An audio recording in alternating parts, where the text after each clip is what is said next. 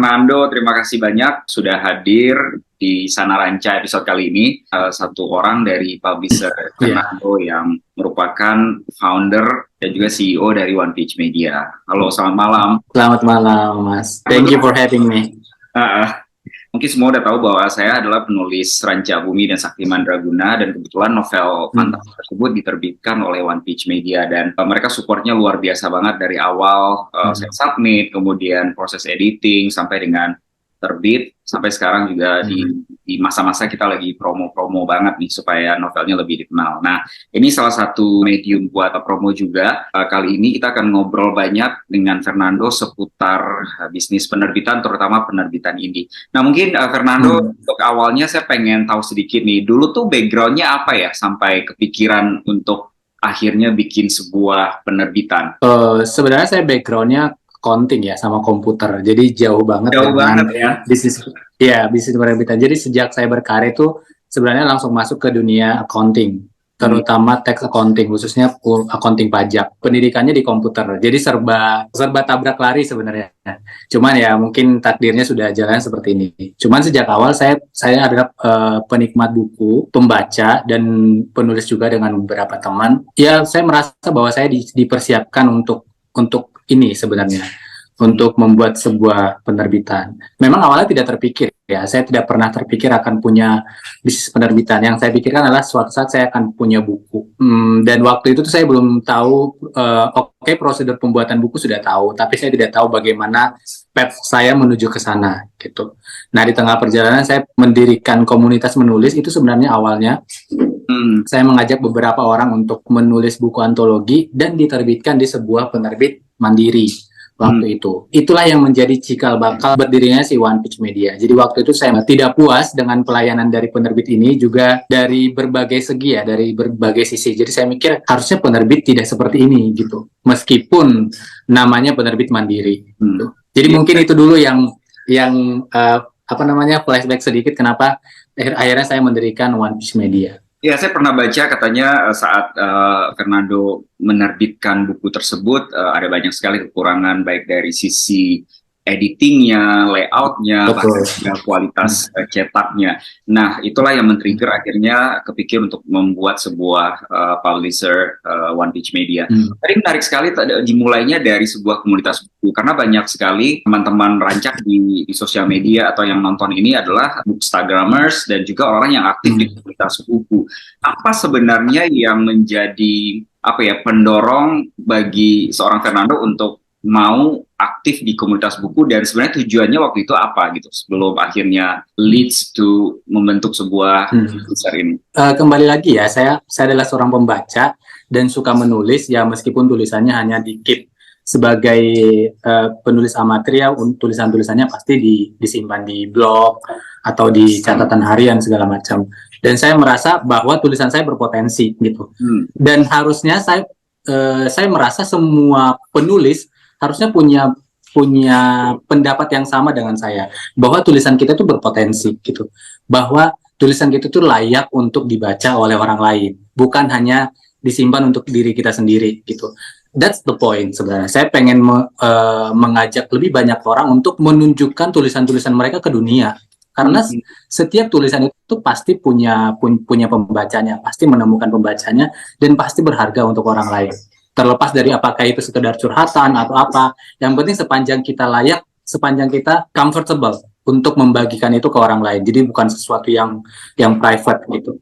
Jadi itu sebenarnya yang bikin saya, akhirnya saya tergabung di komunitas dan akhirnya membuat komunitas sendiri. Jadi ya kembali lagi, awalnya itu adalah kecintaan sebenarnya atas buku. Saya tuh banyak sekali di DM atau di reach out oleh para pecinta buku yang sekarang juga mulai menulis, dan saya bisa ngelihat keresahan atau ketidakpercaya dirian mereka terhadap apa yang mereka tulis, apa yang mereka lakukan.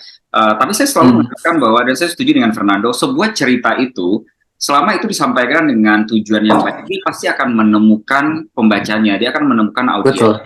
Selama lagi-lagi itu dibangun dengan niat dan cara yang baik gitu loh. Nah, pernah nggak kejadian saat melempar cerita itu mungkin ke teman atau ke lingkungan komunitasnya, terus mendapatkan feedback negatif, kalau pernah, gimana caranya membuat feedback itu nggak langsung bikin, aduh gue nggak mau nulis lagi nih, udah deh lupain gitu. Awal-awal membangun Instagram tuh, saya Instagram sekarang sudah punya 19.000 followers. Dulu udah sampai 23.000, cuman saya balik lagi ke ini karena hektik banget, tidak sempat mengurusi Instagram.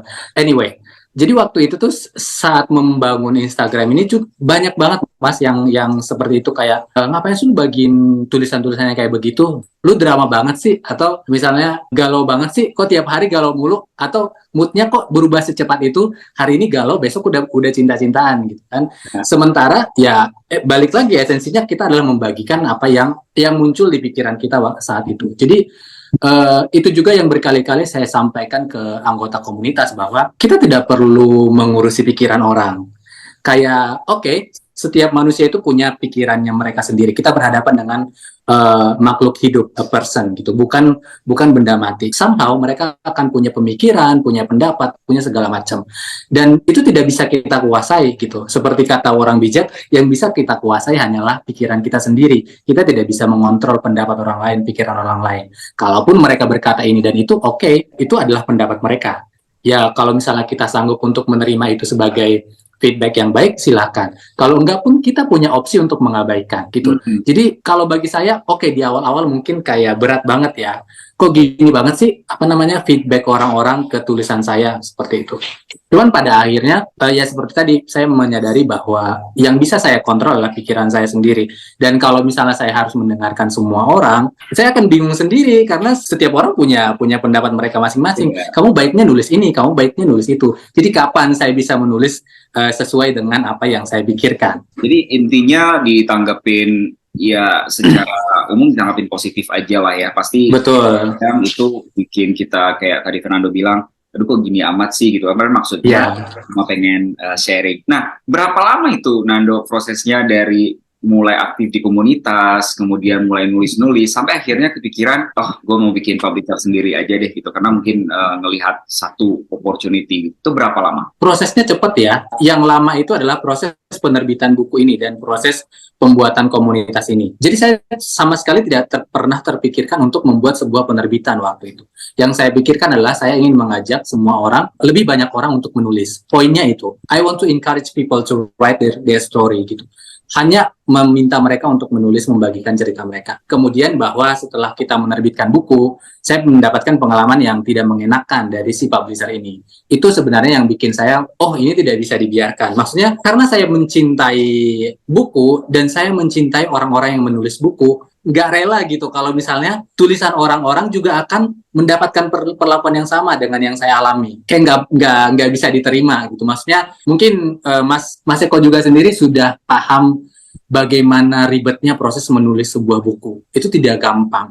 Kita melakukan banyak riset, berkali-kali revisi, terus tiba-tiba saat ketemu dengan publisher, ya kita mendapatkan perlakuan yang seperti ini gitu. Menurut saya itu tidak fair gitu. Jadi itu yang membuat saya sebenarnya termotivasi untuk mendirikan sebuah penerbitan. Jadi prosesnya itu cepat, dari penerbitan buku yang sebelumnya tidak sampai setahun. Waktu itu saya langsung sigap untuk mencari informasi bagaimana membuat penerbitan, legalitasnya bagaimana, apa saja yang harus diurus, apakah membutuhkan NPWP dan segala macam. Tidak sampai setahun saya sudah bisa mendirikan penerbitan, dan kebetulan kemarin kan syaratnya itu tuh tidak terlalu ribet. Kita tidak perlu punya gedung sendiri waktu itu. Waktu itu saya juga memang mengontrak sebuah gedung, dan itu bisa dimanfaatkan untuk sebagai syarat mengajukan ke Perpusnas dan juga untuk mendirikan badannya, seperti itu. Jadi prosesnya tidak lama, Mas. Jadi menarik sebenarnya ya. Tujuan awalnya kan sebenarnya tadi hanya karena cinta sama buku, kemudian pengen ngumpulin orang-orang yang sama, mulai menulis, mengencourage orang untuk menulis. Nah, saking cintanya sama dunia tersebut, merasakan pengalaman yang tidak mengenakan, akhirnya itu men-trigger keinginan untuk memberikan solusinya, yaitu mendirikan sebuah betul. Jadi ini mungkin bagi teman-teman yang lagi nonton bisa dilihat perjalanannya, justru Fernando ini menemukan ide atau keinginan yang kuat untuk mendirikan One Page Media ini dari pengalaman buruk sebenarnya. Apapun yang kita rasakan atau teman-teman rasakan, mungkin harus menemukan cara untuk menggunakan itu, betul, jadi motivasi ya, sehingga bisa betul. melewati perjalanan seperti yang dialami oleh Fernando. Nah, berbicara tentang One Pitch Media, saya ingin ngucapin selamat dulu nih. Kemarin saya dengar baru menerima sebuah award yang cukup bergengsi ya. Nah, mungkin bisa share sedikit. Betul. Ya, kebetulan, bukan kebetulan ya.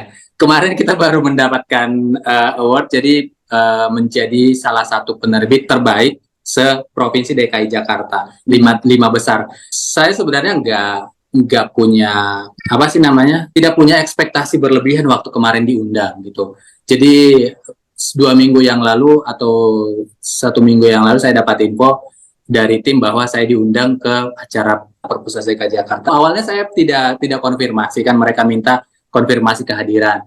Saya sebenarnya mau konfirmasi kehadiran, tapi sampai 2 hari kemudian saya tidak konfirmasi. Lalu mungkin si panitianya khawatir kita tidak datang, akhirnya dibocorkan si One Pitch Media menjadi 15 besar penerima penghargaan gitu. Jadi waktu itu saya tidak punya ekspektasi tinggi, mungkin 14 atau 15 lah gitu kan, karena kita berbicara DKI Jakarta, bukan daerah lain gitu. Kita itu di sarangnya. Setelah tiba di sana, dari 11 ke 15 tidak ada nama kita, dari 10 dari 9 ke 10 juga tidak ada, dari 6 ke 10 juga tidak ada. Apa itu kemarin salah infonya? Oh, ternyata kita di nomor 5 gitu, dan 1 sampai 4 itu tuh grupnya Kompas Gramedia semua gitu. Jadi semua ya. Iya, jadi para raksasa di dunia penerbitan gitu. Jadi saya merasa itu merupakan sebuah pencapaian yang baik untuk One Pitch Media setelah sekian lama. Karena kan selama ini tuh yang kita dapatkan bukan penghargaan dari lembaga seperti itu. Yang kita dapatkan ya mungkin penghargaan bahwa kita dipercaya oleh Komnas Perempuan, Pertamina, beberapa kampus, instansi seperti itu. Jadi kita tidak pernah mendapatkan penghargaan yang benar-benar penghargaan. We really thankful gitu. Kita sangat bersyukur bahwa kita bisa diberi kepercayaan itu, dan menurut saya sih kita layak mendapatkan itu karena menunjukkan bahwa kita memang komitmen sebagai penerbit. Seperti yang saya katakan tadi, we don't play gitu. Jadi kita benar-benar all out membuat penerbitan ini meskipun dengan label mandiri atau vanity publisher atau indie publisher. Ya, berbicara penghargaan, saya yakin ini pasti akan jadi semacam pembuktian lah bahwa meskipun One Pitch Media memilih jalur penerbitan mandiri, tapi tadi seperti yang dibilang dalam 5 besar tersebut 4 diantaranya adalah major publisher. Jadi intinya orang-orang yang mengerti di luar sana sudah memandang pemain-pemain di area indie ini pemain-pemain yang serius dan yang patut diperhitungkan. Nah, gimana Fernando ngelihat landscape penerbitan di Indonesia, baik indie atau major, versus potensi dari masyarakat Indonesia yang ratusan juta, kemudian compare to appetite mereka dalam membaca buku, yang sekarang mungkin banyak yang bilang minat bacanya udah turun. Kekhawatiran itu tuh sebenarnya ada dan banyak. Oke, kita memang punya bisnis pendukung, apakah kita harus memperbanyak, memvariasikan bisnis kita gitu. Melihat media online, media daring itu benar-benar menggempur media cetak sama segala hal yang konvensional gitu. Memang ada kekhawatiran itu, tapi kalau saya pribadi melihat pasarnya itu tuh masih cukup ya. Ya mungkin 10 sampai 15 tahun ke depan kita masih bisa survive di dunia penerbitan ini, karena bagaimanapun meskipun banyak orang yang sudah beralih ke digital, ke PDF atau ke video, banyak juga yang masih ortodoks dalam tanda kutip, yang masih kayak suka dengan bawa buku, suka gaya membawa buku kemana-mana, membaca di KRL gitu. Jadi itu menurut saya itu malah jadi lifestyle gitu, gaya hidup, bahwa orang pergi ke KRL itu dengan membaca buku itu sebuah lifestyle yang tidak dimiliki orang lain, dan itu menjadi nilai jual untuk pribadi dia sendiri. Menurut saya itu semakin banyak juga millennials atau Gen Z yang akan menyadari hal itu, bahwa buku suatu saat akan menjadi sesuatu yang prestisius gitu, yang dianggap sebagai sesuatu yang betul menambah kepercayaan diri gitu. Jadi menurut saya itu kita masih akan panjang perjalanannya, dan seperti kata Mas Eko tadi, masyarakat Indonesia itu berjuta-juta, dan kita itu tuh masih punya potensi baik untuk pangsa pasarnya sebagai penikmat buku. Jadi untuk para penulis di luar sana yang ingin menerbitkan bukunya, yang ingin menulis, tidak perlu khawatir apakah nanti saya akan punya pembaca, apakah nanti buku saya akan dibaca oleh orang lain. Tidak, yang penting tulis dulu, pasarnya itu pasti akan ada. Ya, jadi memang tadi sempat disinggung, bisa jadi ini menjadi gaya hidup yang kembali Betul. diminati gitu ya. Apalagi saya ngebayangin kalau Hmm. naik KRL di Jabodetabek gitu ya, dengan Iya, segala dengan keramaiannya, kan telinga kita udah mengkonsumsi banyak keributan, baik betul, dari musik KRL, suara orang-orang, mungkin membenamkan diri betul, dengan Mas. halaman buku itu bisa membantu orang untuk ya sejenak lari lah, Calm down. ya Iya, atau lari dari keruwetan tersebut. Apalagi sekarang mass transport di Jakarta kan sudah banyak banget variasinya. betul. Pertanyaan berikutnya adalah, mungkin nggak sih Fernando dibutuhkan, let's say lah, sebuah judul besar atau sebuah materi yang sefenomenal, let's say Harry Potter gitu ya, untuk membangkitkan lagi minat orang itu sehingga orang beramai-ramai lagi membeli buku fisik. Karena sebenarnya dalam kasus Harry Potter kan dia juga memberikan efek itu kan kepada orang, tiba-tiba semua Betul. memiliki buku dan semua orang pengen baca buku lagi gitu. Atau ada cara lain nggak supaya kita bisa nge-push dan membuat tren ngebaca buku fisik itu tuh cepat lagi balik? Saya tidak pernah memikirkan dengan cara itu ya, tapi setelah Mas Eko bilang, oh sepertinya mungkin itu akan menjadi sebuah gebrakan yang bagus ya. Tiba-tiba ada penulis yang benar-benar seperti J.K. Rowling gitu menerbitkan sebuah buku yang booming, dan menurut saya itu akan menjadi sebuah cara yang menarik. Jadi tinggal ya, semakin banyak orang perlu menulis, semakin banyak orang perlu menelurkan ide yang anti mainstream gitu. Karena balik lagi di tengah gempuran informasi dan perkembangan teknologi, seolah-olah kita sudah mengetahui semua gitu. Kayaknya tidak ada lagi yang baru di bawah matahari gitu.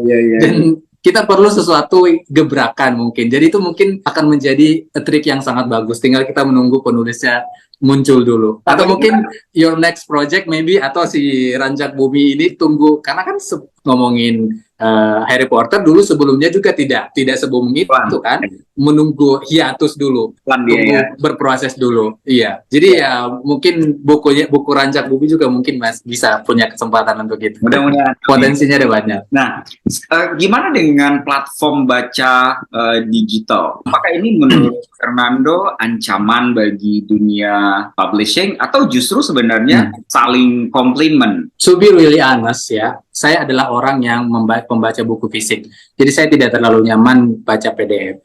Jadi berkali-kali beberapa brand menawarkan One Page Media untuk ayo terbitkan PDF-nya di kita. Saya selalu menolak gitu, karena saya merasa, saya tidak tahu ya apakah ini akan menjadi curse nantinya seperti Nokia yang akan akhirnya kayak nyungsep gitu. Cuman saya merasa bahwa PDF is not for me. Jadi saya akan tetap mencintai buku fisik. Tapi seperti yang saya katakan tadi, saya sangat menghargai setiap manusia dan semua kita berbeda.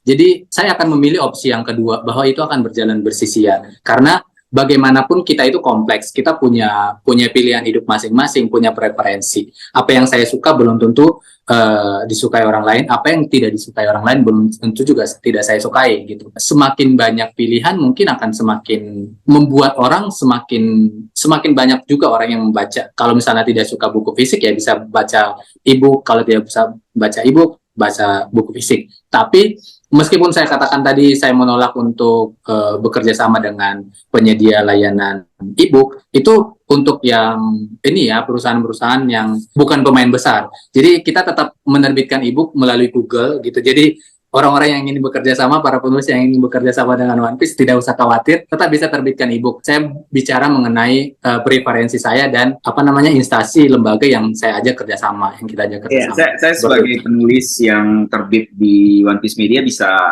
kasih tahu, memang bahkan Raja Bumi pun ada di Google Playbook. Iya. Bisa khawatir. Nah, balik lagi seperti Fernando bilang, kan semua orang itu banyak preferensinya, apalagi generasi Gen Z atau millennials yang tumbuh dengan digital yang mengelilingi mereka gitu ya. Mungkin mereka terbiasa sesuatu itu di layar yang kecil dan oke lah buat mereka. Tapi saya juga melihat ada kecenderungan yang menarik sebenarnya, Fernando. Banyak sekali judul-judul yang booming di platform-platform baca tersebut akhirnya diterbitin juga dalam bentuk fisik, dan kita merasakan bahwa saat terbit menjadi buku fisik itu adalah pencapaian tertinggi bagi penulisnya gitu. Jadi saya ngelihat sebenarnya physical publish itu tuh masih tujuan akhir dari seorang penulis. Betul. Mereka hanya menggunakan platform baca itu sebagai ya langkah awal lah ya untuk membangun massa, membangun audiens. Bahkan juga ada yang saya perhatikan, itu kesempatan buat mereka untuk ngetes cerita, plot, atau Betul. penokohan segala macam. Melihat fenomena tersebut, sebenarnya menurut Fernando, apa sih yang bisa dilakukan baik oleh penerbit indie maupun penerbit major, yang meskipun nggak langsung gitu ya, untuk mengkonvert jumlah pembaca yang besar di platform tersebut, akhirnya pelan-pelan mereka mau nih membeli buku fisik. Karena selain akses tadi, saya juga sering banget dikasih tahu, ya mas kita pengen baca, ada nggak versi, let's say gratisnya, karena kita masih kuliah, pendapatannya belum apalah gitu ya. Gimana Fernando melihatnya? Ada nggak sih yang bisa dilakukan oleh penerbit-penerbit ini? Saya pribadi penulis Wattpad ya, jadi saya juga punya karya di Wattpad dan I do really enjoy it so much. Karena begini, saat kita menulis di platform, kita punya interaksi langsung dengan para readers. Apa yang mereka inginkan, apa yang mereka harapkan dengan tokoh-tokoh yang kita sajikan, apakah berakhir bahagia atau segalanya. Mungkin itu yang bikin buku-buku yang diangkat dari platform itu tuh booming ya, karena sejak awal kita sudah punya ikatan. Jadi sudah punya fanbase istilahnya antara si autor dengan para pembacanya. Bagaimana menjembataninya? Ini juga menjadi pertanyaan yang sulit ya untuk dijawab, karena sejujurnya industri buku itu adalah industri yang mahal gitu. Buku itu pricey, bukan murah. Apalagi seperti yang kita katakan tadi di tengah gempuran sosial media segala macam, produksi buku itu berkurang sehingga biaya untuk memproduksi satu buku itu semakin mahal. Kalau misalnya dulu produksinya banyak, bisa share cost gitu, bisa mesin bisa nyala selama 24 jam, terus kayak untuk menekan cost-nya. Tapi makin ke sini memang biaya produksi buku itu semakin mahal. Jadi memang make sense kalau misalnya pembaca bilang saya masih kuliah, tidak bisa membeli buku fisik. Ya satu-satunya cara yang bisa dilakukan adalah memang menyediakan bacaan berkualitas supaya kalau misalnya isinya bermanfaat, kontennya bermanfaat, pasti akan dicari juga. Kalau misalnya kita berbicara tentang mengkonvert pembaca platform ini menjadi pembaca buku, itu rasanya sulit ya. Mungkin cara yang paling gampang yang terpikirkan itu mungkin belum ada. Ya karena secara behavior dan segala macamnya berbeda ya. Saya ngelihat betul. Artinya pasar untuk cerita yang dipublish di digital platform sama fisik itu kayaknya berbeda memang. Meskipun betul, sama-sama penyuka cerita gitu, penyuka buku, tapi completely different. Ini mengiring saya ke pertanyaan berikutnya nih. Salah satu hal yang sering, selain tadi masalah harga gitu ya, salah satu hal yang juga sering banget saya temuin dari para pembaca buku, masalah distribusi. Mereka sering nanya, terutama teman-teman kita yang jauh di Indonesia Timur atau bahkan Sumatera paling ujung gitu ya, mereka nanya, Kak udah ada nggak di Gramedia sini atau Gramedia sana gitu ya, atau mereka sebutkanlah toko buku lainnya, karena menurut mereka kalau mereka pesan online itu tuh ongkos kirimnya bisa hampir mirip sama harga bukunya. Nah, gimana kita lihat distribusi buku sekarang di Indonesia ini? Sebenarnya begini, saat buku sudah masuk ke toko buku, itu sudah menjadi bisnis. Kita berbicara tentang bisnis, kita berbicara tentang untung dan rugi. Gitu. Mungkin saya akan diserang oleh beberapa orang di luar sana ya. Jadi saat buku ini sudah masuk ke toko buku, maka yang diperhitungkan adalah bagaimana membuat penerbitnya untung, tokonya untung, dan melupakan si penulisnya. Itu dulu yang perlu digarisbawahi oleh teman-teman yang menonton ini. Gitu. Saat buku sudah ada di toko buku, kecuali bukunya itu benar-benar laris sekian juta eksemplar, kita tidak bisa membantu si penulis. Makanya itu juga yang membuat kita tuh kesulitan mengirimkan buku kita ke toko buku fisik gitu. Karena saat kita bekerja sama dengan toko buku, dengan bekerja sama dengan distributor, kita harus merogoh kocek yang banyak. Dan itu bakal semakin dalam tanda kutip menginikan harganya. Nah, sebenarnya menurut saya di era e-commerce, di era marketplace kita malah sangat terbantu. Gitu. Jadi meskipun kita base-nya gudangnya cuma satu, tapi kita bisa menyebarkan buku ke seluruh Indonesia, bahkan dapat potongan ongkir dari marketplace-nya gitu. Nah, itulah yang mungkin perlu dimanfaatkan oleh kita sebagai penerbit, untuk penerbit-penerbit itu yang bisa kita manfaatkan gitu, bahwa kita bisa kok menjangkau orang-orang para pembaca bahkan di ujung Indonesia, tapi dengan tetap biaya distribusi yang lebih murah. Jadi menarik sekali tadi ya angle-nya. Saya juga baru tahu dan saya yakin yang nonton juga baru tahu bahwa justru mendistribusikan lewat toko fisik yang tersebar juga di seluruh Indonesia, kita tahu secara geografis cukup jauh jaraknya, itu akan sangat mempengaruhi harga akhir jual buku gitu ya.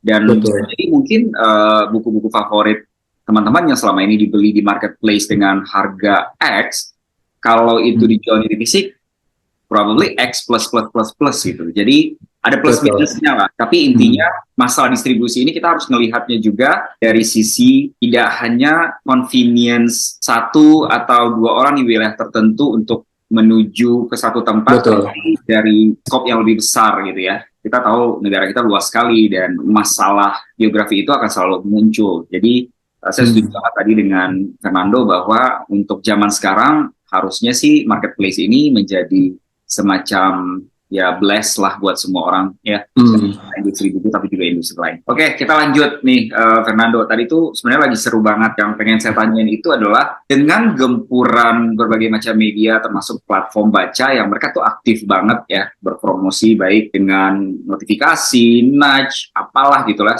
Once kita punya platformnya, handphone kita tuh nggak berhenti tuh, mau di email, bacain sama mereka. Nah, gimana kiat dari publisher, baik indie maupun major, untuk menyeruak di antara gempuran atau promosi-promosi platform seperti itu, sehingga judul-judul yang kalian terbitkan itu bisa akhirnya sedia diketahui oleh pasar kita di sana? Sebenarnya ini menurut saya PR yang berkelanjutan ya. Ada trending baru, selalu ada cara baru untuk berpromosi. Sejujurnya tuh kita kesulitan untuk catch up dengan kecepatan informasi ini. Dan itu juga yang sedang kita cari, gimana triknya supaya kita bisa benar-benar mengimbangi dan benar-benar memanfaatkan media sosial ya dari segala platform untuk membagikan informasi tentang buku-buku kita ke lebih banyak audiens. Dan sejauh ini ya yang kita manfaatkan hanya memanfaatkan Instagram, memanfaatkan Instagramer, bekerja sama dengan mereka, para influencer. Masih sejauh itu yang bisa kita lakukan. Kita sedang berusaha untuk mencari cara terbaik untuk tetap bisa keep up dengan percepatan informasi itu. Ngomongin masalah kiat ya, belum dapat cara yang paling sesuai untuk apa yang kita inginkan. Nah, sejauh ini ya yang kita manfaatkan ya media sosial dan para bookstagrammer. Dan sejujurnya para bookstagrammer ini sangat membantu. Malah mereka yang punya kreativitas yang kadang-kadang di luar akar kita gitu sebagai audiens. Oh, ternyata seperti ini. Mungkin karena mereka sudah spesifikasinya di situ. Jadi kita tidak punya influencer tersendiri, tapi kita mencari orang-orang yang memang sudah expert di situ gitu, yang sudah bidangnya di situ, seperti ya kerjasama dengan para bookstagrammer ini, karena mereka tiap hari berhadapan dengan buku dan mereka tahu cara terbaik untuk memperkenalkan buku kita ke lebih banyak pembaca. Iya, saya setuju banget dengan bagaimana para bookstagrammers ini tuh bisa dibilang kadang-kadang cara bikin mereka tuh out of the box gitu ya. As simple as cara mereka memoto bukunya. Gitu. Saya tuh kadang-kadang nggak kebayang sebelumnya kalau sebenarnya buku itu tuh bisa difoto sangat bagus, sangat cakep, seperti halnya kita memotret sebuah produk kecantikan atau produk makanan gitu. Sehingga langsung menarik mata saat itu muncul di feed. Satu, kemudian juga cara mereka nge-review, menurut saya ini sangat beda. Saya kan baru masuk ya ke komunitas ini. Sebelumnya saya lebih memperhatikan komunitas film atau series gitu ya, atau musik. Yang menarik, meskipun komunitas buku itu menurut saya secara jumlah followers orang per orang mereka tuh nggak gede. Jadi mungkin kalau dibandingkan dengan komunitas film atau series atau musik itu levelnya itu benar-benar masih nano influencer lah. Tapi kreativitas mereka itu nggak kalah sama atau bahkan makro influencer di bidang lain. Dan cara mereka nge-review juga itu sangat-sangat rapi, sangat terstruktur. Bisa diadu lah dengan reviewer atau pengamat film yang sudah melakukan ini bertahun-tahun, bahkan yang sudah punya blog atau website sendiri. Ini yang menurut saya satu kekuatan dari komunitas buku ini yang memang Fernando bilang tadi bisa kita manfaatkan sebagai penulis pun publisher, sehingga ada hubungan mutualisme lah ya dengan mereka. Pertanyaan selanjutnya, Fernando ngerasa nggak sih ada perlakuan yang berbeda antara buku terbitan major dengan buku terbitan indie, atau bahkan judul yang adaptasi dari luar yang memang di sana udah jadi New York Times bestseller atau somewhere di Eropa juga udah viral bukunya, sama buku baru dari penulis-penulis baru yang namanya belum kedengaran sama sekali? Oke, ini tuh pertanyaan $1.000 juga ya, kayak trick question juga. Menurut saya kalau dari penerbit luar, karena dia kelasnya sudah internasional, mungkin jauh banget bedanya ya antara buku luar negeri dengan buku lokal dan membawa-bawa nama New York Times bestseller segala macam. Nah, untuk yang di dalam negeri, menurut saya tetap juga ada bedanya, apalagi saya pribadi dulunya adalah pembaca yang melihat publishernya dulu. Siapa nih yang nerbitin? Karena saya punya keyakinan bahwa buku-buku yang diterbitkan oleh penerbit ini sudah pasti bagus. Dulunya saya berpikir seperti itu. Terjun ke dunia penerbitan mandiri, pandangan itu tuh berubah. Ternyata ya sejauh mana kita memperkenalkan buku kita ke khalayak ramai itu yang menjadi poin penting, sejauh mana buku ini akan dikenal. Kemudian yang saya lihat adalah interaksi penulis dengan pembacanya gitu. Jadi ada beberapa, kita bilang selebgram lah ya, mungkin meskipun bukan major, yang menerbitkan buku di One Page Media karena mereka sudah punya ketertarikan emosional dengan para followersnya. Itu juga yang membuat orang mencari bukunya. Itu yang selalu juga saya sampaikan ke para penulisnya di One Page Media. Kalau misalnya mereka bertanya, gimana nih apa yang harus kita lakukan untuk meningkatkan penjualan buku atau memperkenalkan buku kita ke khalayak ramai. Pada akhirnya penulis memang harus turun gunung gitu, kayak memperkenalkan bukunya ke khalayak ramai, harus punya attachment dengan para penulisnya, karena bagaimanapun keterikatan itu tuh membuat pembaca lebih mudah, lebih gampang untuk membaca karya dari penulis-penulis favorit mereka gitu. Jadi kalau misalnya ditanya apakah beda atau enggak, iya ada perbedaannya, tapi itu kembali lagi ke bagaimana kita memperkenalkan buku ini tuh ke khalayak ramai. Balik lagi ke yang tadi, promosi, semakin gencar kita promosi, semakin dikenal buku kita. Dan menurut saya sekarang bukan saatnya untuk berkata saya kan bukan penulis terkenal, saya kan masih punya base segini, saya kan followersnya nggak banyak, saya kan masih nulis buku satu. Media sosial itu seperti yang kita katakan tadi adalah blessing in disguise gitu. Jadi penulis-penulis baru yang sebenarnya tidak punya nama, tapi bisa saja punya nama dengan memanfaatkan teknologi. Itu mungkin dengan berpromosi, membantu berkolaborasi dengan penerbit untuk lebih memperkenalkan bukunya, berkolaborasi dengan bookstagrammer, atau bahkan mengiklankan sendiri secara manual, pakai Meta, pakai Instagram, pakai Twitter, segala macam. Seperti itu. Atau pakai soft selling. Sekarang tuh gampang banget untuk memviralkan sebuah buku dengan soft selling. Kalau misalnya mungkin kita lagi dapat jackpotnya atau kita tahu caranya gitu ya. Mungkin sambil membagikan berita yang hits, kemudian kita share di Twitter, terus kita bagikan foto buku gitu. Itu tuh bisa membuat bukunya booming. Menurut saya itu kembali lagi kita memanfaatkan apa yang kita punya, resources yang kita punya. Dalam hal ini yang paling besar potensinya adalah sosial media. Berbicara tentang New York Times bestseller, kalau di sana itu kan ada ya sebuah institusi yang menjadi semacam rujukan orang lah. Kalau udah masuk listnya mereka, itu berarti kayak jaminan. Meskipun nanti saya juga banyak menemukan buku-buku yang ada di list tersebut saat di-review benar-benar oleh pembaca tuh, ya reviewnya nggak terlalu bagus juga, tapi at least itu udah menjadi sebuah publikasi gratis yang powerful. Fernando ngelihat nggak sih di Indonesia itu sebenarnya ada nggak institusi sejenis atau ada kebutuhan untuk membentuk, mungkin dari pihak publisher pengen kerja bareng-bareng gitu sehingga ada yang mau melakukan hal tersebut sehingga nanti kita sebagai penulis maupun pembaca buku bisa punya satu rujukan yang credible lah gitu. Saya pernah membaca Najwa Shihab mungkin pernah membuat itu ya narasi choice gitu. Sebenarnya saya lebih terkesan dengan Oprah Books Club gitu. Jadi sepertinya buku-buku yang menjadi rekomendasi Oprah itu tuh benar-benar powerful karena dia baca bukunya terus kadang-kadang dia bagikan di podcastnya tapi benar juga saya punya pikiran untuk membuat klub semacam itu. Sudah pernah melihat mungkin narasi Najwa Shihab ya punya klub seperti itu. Tapi yang saya lihat memang sejujurnya sampai saat ini belum ada yang benar-benar powerful seperti New York Times bestseller itu. Jadi tidak menjadi kiblatnya kita gitu. Karena kita tidak kedengaran gaungnya. Mungkin itu akan menjadi ide yang bagus. Mungkin bisa nanti kolaborasi dengan Mas Eko, mungkin dengan One Page Media atau dengan saya kita membentuk sebuah klub membaca yang benar-benar mereview buku-buku terus menjadi acuan orang untuk mencari next book untuk mereka baca.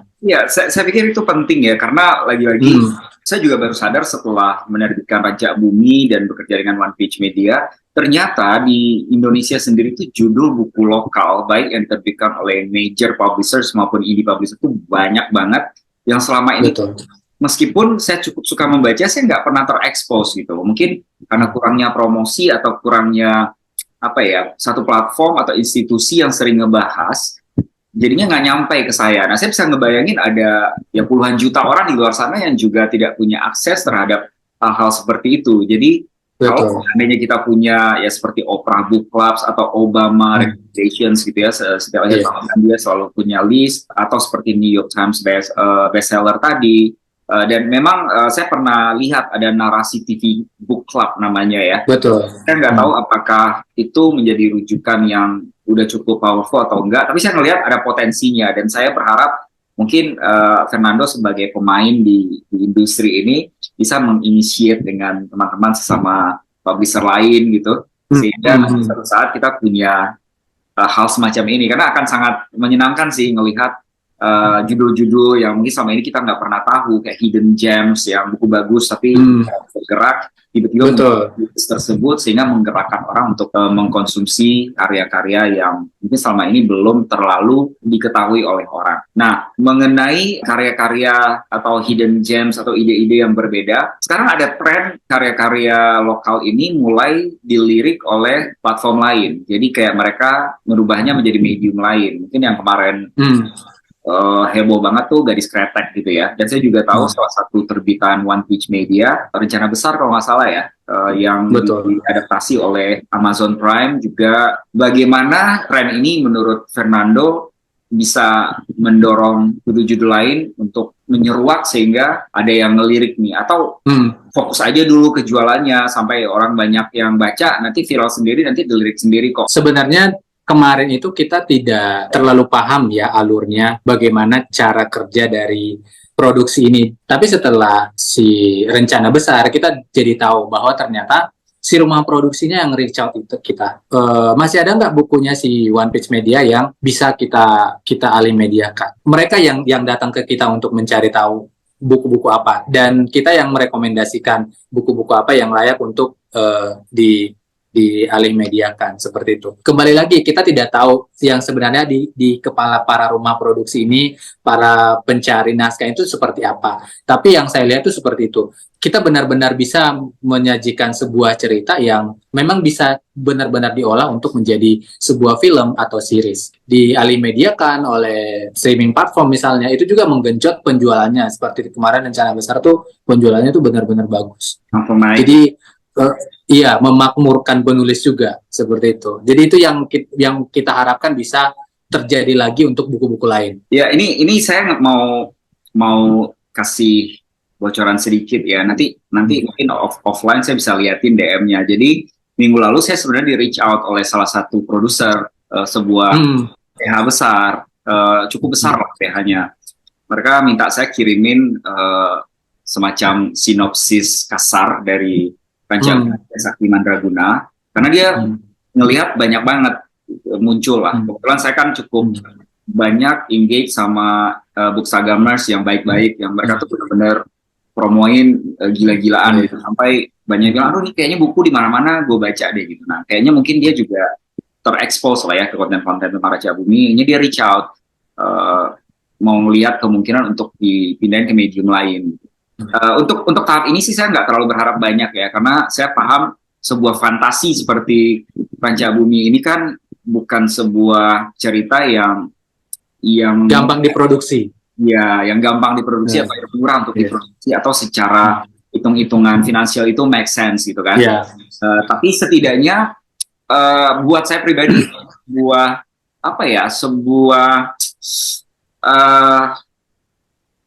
pencerahan atau motivasi yang besar gitu, bahwa oh ternyata kalau buku ini dikenal orang dan orang kasih reviewnya bagus, pelan-pelan dia akan menemukan audiensnya, baik betul maupun juga mungkin seperti si Mas itu ya, produser yang tertarik gitu untuk mengangkatnya menjadi sebuah medium lain. Jadi saya senang sekali kalau akhirnya penerbit seperti One Pitch Media juga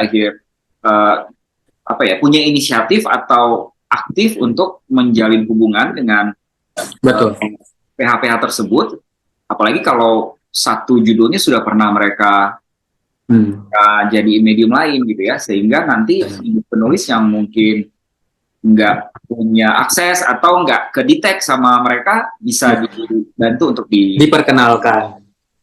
Karena ujung-ujungnya seperti tadi Fernando bilang, akhirnya ngebantu penjualan bukunya dan ngebantu banget juga untuk kesejahteraan penulisnya. Nah, berbicara tentang kesejahteraan, ini satu pertanyaan yang saya juga tanyakan nih kepada penulis lain.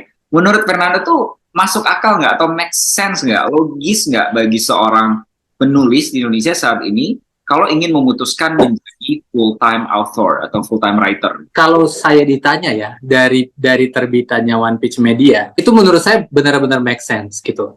Karena kita tahu seberapa besar penghasilan dari penulis yang bekerja sama dengan kita gitu. Memang bervariasi ya, tapi melihat dari beberapa penulis yang sebenarnya punya potensi, ini tuh bisa dijadikan profesi. Itu tuh bukan sesuatu yang mustahil atau mengada-ada gitu.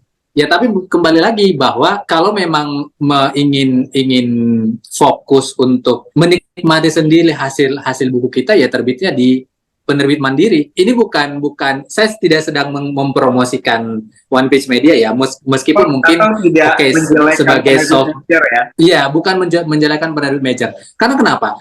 Saat teman-teman nanti bekerja sama dengan penerbit mandiri, adalah yang menentukan seberapa besar margin yang ingin Anda dapatkan. Itu tidak ada campur tangan dari pihak lain. Kalau misalnya kita bekerja sama dengan penerbit major, mereka harus membagikan ke distributor, ke toko, ke segala macam gitu.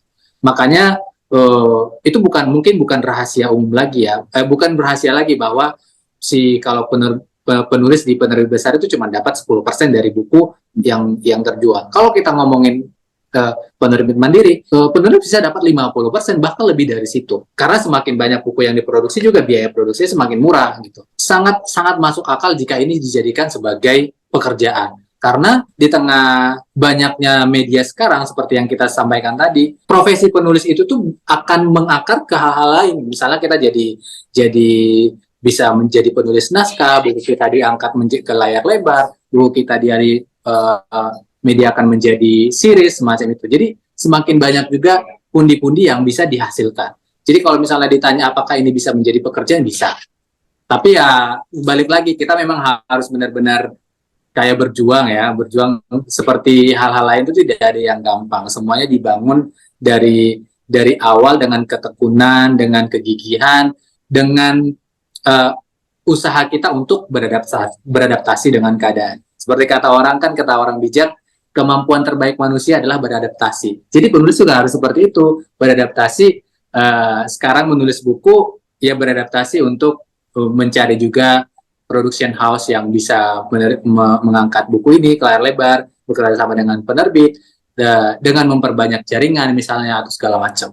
Ya, saya pengen mendengar itu langsung dari pelaku industrinya nih, karena kemarin saya udah bicara dengan beberapa penulis, dan rata-rata mereka masih gamang lah gitu ya, karena mereka ngelihat ya hasil penjualan bukunya, meskipun ya mereka happy karena sudah bisa mengcover biaya apapun sudah mereka keluarkan, tetapi masih belum bisa menjadi sumber pendapatan utama gitu.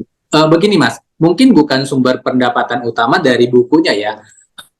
Kalau misalnya kita masih ragu tentang dari buku ini, saya berbicara bahwa dari kemampuan kita sebagai seorang penulis gitu, dari bahwa dengan menjadi seseorang yang telah menerbitkan buku, kita tuh punya kemampuan menulis yang bisa kita manfaatkan untuk hal-hal lain di samping menulis ini. Dari menulis buku juga dapat, terus dari hal lain juga dapat, seperti menulis naskah atau menulis untuk website atau menulis untuk sekedar menulis caption. Sekarang bahkan kalau misalnya kita lihat orang-orang yang dipekerjakan untuk copywriting juga mendapatkan penghasilan yang luar biasa, dan itu pasarnya bukan hanya di Indonesia tapi juga di luar negeri. Jadi sejauh mana kita mampu untuk beradaptasi dengan keadaan. Kasarnya kita nge-branch out lah gitu ya, nulis buku adalah produk utamanya, tapi ada banyak sebenarnya kisi-kisi lain yang diisi dengan skill tersebut. Iya, ini satu menurut saya satu berita bagus bagi teman-teman sana yang baru mulai menulis, karena sering banget yang nanya ke saya, aduh Mas, kalau saya nanti jadi penulis aja mungkin nggak ya gitu kan. Saya sih belum bisa jawab sekarang, makanya saya tanyain langsung kepada yang yang udah aktif di industri ini. Nah, kemudian yang juga selalu membuat saya penasaran adalah kan akhir-akhir ini banyak banget penulis Indonesia yang cukup terkenal akhirnya memutuskan untuk keluar dari publisher major dan akhirnya merapat ke publisher indie gitu. Dan kalau saya lihat nggak satu atau dua, tapi banyak lah. Kemudian saya juga ngelihat strategi mereka nggak akan ngandelin satu atau dua judul, tetapi mereka berusaha untuk produktif banget. Dalam beberapa tahun itu bisa banyak sekali judul yang mereka terbitkan, sehingga secara total mereka bermain di quantity beberapa judul instead of ngandalin satu judul. Nah, menurut Fernando ini strategi yang benar nggak sih? Karena kalau kita lihat sebenarnya kan nggak ada salah yang benar ya dalam hal ini ya. Mungkin nggak semua penulis itu seberuntung J.K. Rowling yang satu judul langsung bikin dia aman 7 turunan gitu ya. Ada juga yang penulis baru breakthrough-nya itu di buku keempat atau kelima gitu. Betul. Fenomena ini.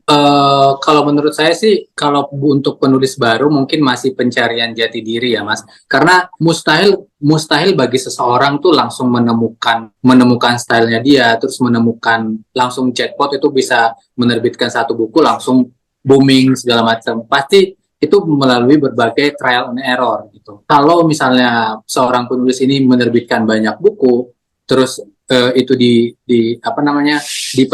dipublikasikan sendiri, menurut saya itu sah-sah saja dan smart move ya menurut saya juga. Jadi kita tidak terpaku pada satu telur gitu. Kita membuat banyak dan membuat cadangan, dan itu kalau menghasilkan berlipat ganda oke, lebih bagus. Tapi kalau misalnya pun nanti tiba-tiba satu yang booming dan itu menghasilkan banyak untuk penulis ini, itu juga luar biasa gitu. Jadi kalau misalnya seorang penulis itu menerbitkan buku, memproduksi banyak buku dalam 1 tahun, itu menurut saya itu adalah langkah yang bagus. Karena bagaimanapun kita memang harus tahu di titik mana berkat itu akan tiba ke kita. Saya tidak ngomongin keberuntungan, tapi saya lebih tenang menyebutnya sebagai berkat. Di titik mana berkat itu akan menjangkau kita gitu. Di buku mana berkat itu akan tiba di kita. Kalau misalnya kita cuman berpatokan pada satu buku, menurut saya itu bukan sesuatu yang bijak untuk dilakukan. Jadi sepanjang kita masih produktif, sepanjang kita masih berpikir, sepanjang kita masih bisa menghasilkan karya baru, kenapa tidak dilakukan? Kita juga bisa belajar lah dari penulis-penulis yang udah sukses, baik yang memang jalurnya dari dulu itu adalah published books, maupun penulis-penulis yang baru-baru ini yang aktifnya di platform-platform baca. Kalau saya lihat memang strategi mereka adalah dengan melemparkan sebanyak mungkin materi gitu loh ke pasar. Betul. Dan akhirnya seperti Fernando tadi sempat singgung, ada satu yang akhirnya booming yang menjadi breakthrough-nya mereka, dan saat itu udah booming, karya-karyanya lain pun akhirnya akan dikonsumsi secara ikut. Betul. Itu satu hal yang cukup masuk akal. Meskipun kalau saya pribadi saya ngelihat, saya salut banget sama orang yang bisa nulis begitu banyak sih, karena untuk nulis satu aja berbulan-bulan bukan masalah fisik gitu ya, tapi wah, saat kita tenggelam ke dalam satu cerita itu, kita kayak terisolasi sekian lama gitu. Jadi ada bagian dari kita tuh yang pengen balik lagi ke realita, dan saat udah balik tuh kayaknya susah untuk narik lagi, untuk masuk lagi gitu ke fantasi itu. Kalau menurut saya begini Mas, tidak ada salahnya juga kita berfokus ke satu buku. Seperti yang kita ketahui, kalau misalnya kita lebih fokus, mungkin promosinya juga akan lebih bagus ya. Tapi perlu hati-hati bahwa kita tidak boleh terlalu percaya diri dengan karya kita, menurut saya, honestly speaking. Jadi kita benar-benar harus mendapatkan, menurut saya kita harus mencari feedback sebanyak mungkin bagaimana potensi buku ini. Kalau misalnya 80% dari audiens kita mengatakan bahwa buku ini benar-benar berpotensi, oke, mari kita gas terus gitu. Jadi dan fokus ke satu buku, menurut saya itu juga merupakan langkah yang bagus. Kalau misalnya kita tidak bisa memproduksi buku lain dengan promosi yang terfokus, tentunya akan lebih menjangkau ke banyak orang daripada mempromosikan banyak buku sekaligus. Tapi ya balik lagi ke posisi awal bahwa kita benar-benar harus yakin bahwa buku ini benar-benar berpotensi. Jangan sampai kita kayak gambling lah. Iya, kayak Ya, gambling, betul. Lebih tepatnya gambling, bahwa kita tidak tahu potensi, karena kan pada akhirnya yang menilai karya kita adalah orang lain, Baca. bukan diri kita sendiri. Kita memang adalah bagus kalau kita menganggap bahwa karya kita luar biasa, itu sebagai sesuatu yang baik, tapi pada akhirnya yang menikmati itu adalah pembaca, dan kita harus mendapatkan lebih banyak feedback untuk meyakinkan diri bahwa ini layak untuk Teruskan. diteruskan, disebarluaskan, dipromosikan secara segencar-gencar. Ya, saya setuju sekali karena tidak ada salah dan benar ya. Seperti Fernando bilang, Betul. itu adalah strategi yang bisa dipilih oleh penulis, tergantung ya endurance, tergantung kreativitas, tergantung energinya. Jadi silahkan. Betul. Intinya balik lagi ke pertanyaan awal saya tadi, bahwa masih sangat logis bagi seorang penulis pemula, terutama di Indonesia, untuk berpikir menjadikan disiplin ini sebagai cara untuk hidup lah, atau cara untuk masa depan. Mungkin tidak langsung dengan mendapatkan satu judul atau buku yang laku di mana-mana, tetapi keahlian itu bisa digunakan dengan melakukan banyak hal lainnya. Nah, betul. Pertanyaan berikutnya, saya pengen tahu harapan Fernando terhadap semua pelaku industri ini, baik dari pembaca, penulis, publisher, sehingga nanti ekosistem dari dunia perbukuan di Indonesia ini makin kuat, makin solid, yang ujung-ujungnya akan membuat orang-orang seperti saya maupun publisher lebih gampang untuk melempar produk apapun ke pasar. Menurut saya hal yang paling penting untuk dilakukan adalah kolaborasi ya. Jadi penulis jangan menyerahkan bukunya sepenuhnya ke penerbit, penerbit jangan menyerahkan tanggung jawab sepenuhnya ke penulis.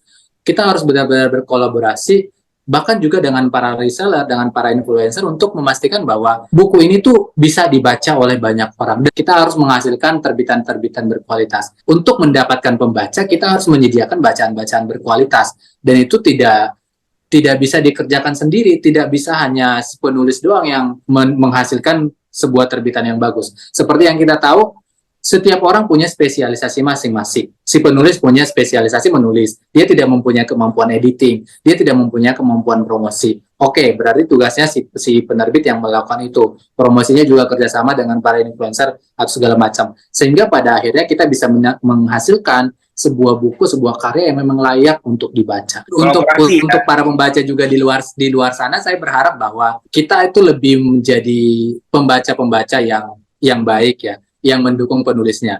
Oke, sekarang itu gampang sekali menemukan buku bajakan, gampang sekali menemukan PDF bajakan. Tapi kalau misalnya kita sebagai pecinta buku ingin terus membaca buku yang berkualitas, ingin penulis favorit kita tetap bisa menghasilkan terbitan buku-buku yang luar biasa, ya dukunglah dengan membeli buku-buku yang resmi, melalui jalur yang resmi. Kalau tidak punya uang, bisa pinjam di Perpustakaan Nasional. Tidak bisa pinjam juga, bisa minta dari penerbit untuk buku-buku yang bekas pajangan misalnya. Jadi banyak hal yang bisa dilakukan. Intinya adalah kolaborasi dari semua pihak agar ekosistem buku ini dan membaca ini tuh bisa berlanjut.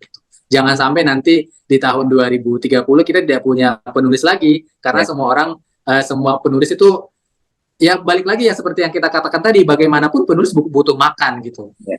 Jangan sampai mereka akhirnya menyerah seperti yang kata Mas Eko tadi bilang, bahwa orang-orang berpindah haluan dari penulis karena memang tidak memiliki harapan apa-apa di industri ini. Jangan sampai itu terjadi. Ya benar, jadi intinya adalah kolaborasi dari semua pelaku ekosistem ini ya, tadi dari penulis dengan publisher, dan yang paling penting juga dengan peminat buku, dengan pembaca buku. Dan ini juga satu tema yang setiap episode kita sampaikan, bahwa konsumsilah buku yang legal, yang resmi, karena tidak ada kejahatan yang lebih jahat dalam industri ini selain mengkonsumsi bajakan. Karena untuk menghasilkan sebuah karya itu, trust me, it takes a lot of things, devices ya, untuk akhirnya jadi sebuah karya gitu. Dan untuk karya itu dikonsumsi dengan cara yang tidak resmi atau yang tidak halal, itu sangat menyakitkan bagi penulis. Bukan masalah duitnya bagi penulis, tetapi juga masalah respect yang seakan-akan tidak diberikan pada tempatnya. Jadi sekali lagi saya pengen emphasize bahwa konsumsilah buku-buku legal. Pokoknya udah nggak zaman lah main yang bajakan-bajakan itu.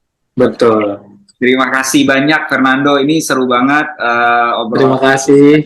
Nanti bakal banyak pertanyaan. Ini Sanak Ranca ini memang baru dan saya bikin sebagai media untuk mempromosikan karya-karya penulis indie. Meskipun views-nya pelan-pelan lagi naik, tapi biasanya tuh setiap episode pertanyaannya cukup banyak yang bertanya gitu. Jadi saya cukup senang lah, karena ujung-ujungnya yang saya harapkan adalah engagement seperti ini, sehingga ini menjadi sebuah medium untuk menghubungkan penulis sesama penulis, penulis sama pembaca buku, sama komunitas buku, dan juga sama publisher. Dan saya yakin episode ini juga pasti nanti bakalan banyak pertanyaan-pertanyaan yang mungkin satu saat akan saya follow up ke Fernando maupun Wan. Semoga. Oh, saya punya satu pesan lagi untuk para audiensnya, bahwa jangan ragu untuk menerbitkan di penerbit mandiri. Tidak harus One Page Media, penerbit manapun. Tapi ya pastikan harus cross check backgroundnya dulu. Karena seperti yang kita katakan tadi, saat kita bekerja sama dengan penerbit mandiri, kitalah yang paling berkuasa atas karya kita. Bagaimanapun kita mau melakukannya gitu. Jadi jangan takut, jangan mikir oh tidak prestisius, tidak segala macam. Trust me, itu bakal akan menjadi sebuah perjalanan yang menyenangkan. Karena juga penulis terlibat langsung dengan produksi bukunya, sehingga sense of belonging-nya itu tuh lebih kencang gitu. Oke. Semoga. Terima kasih banyak dan terima kasih Mas Eko. Ya, selamat sekali lagi atas penghargaan buat One Page Media, dan ini mungkin saya akan bantu promosiin dikit karena ini juga publisher saya. Ini menjadi salah satu bukti buat penulis-penulis di luar sana, kalau yang masih ragu ingin menerbitkan buku di mana, mungkin silakan dicek lah One Page Media ya, bisa di Instagram, di website. Karena saya sebagai salah satu penulisnya bisa memberikan kesaksian bahwa mereka memang ngebantu banget. Oke, itu aja episode kali ini. Terima kasih banyak Fernando, dan sukses terus